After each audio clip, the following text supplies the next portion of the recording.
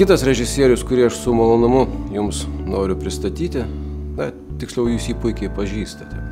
Prieš gerus 20 metų su Peteriu Grynavėjumi diskutavome apie kino ateitį.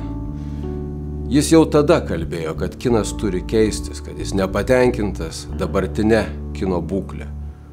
Ta patį jis sako ir daro iki šių dienų. Ir aš labai džiaugiuosi galėdamas pristatyti jums Peterio Grynavėjaus filmą Šekspyro kūrinio Audra motyvais, pavadinta Prospero knygos. Tai visai kitokia kino kalba. Na ir pati pjesė, Audra, angliškai Tempest, yra viena sudėtingiausių, mįslingiausių Šekspyro pjesių.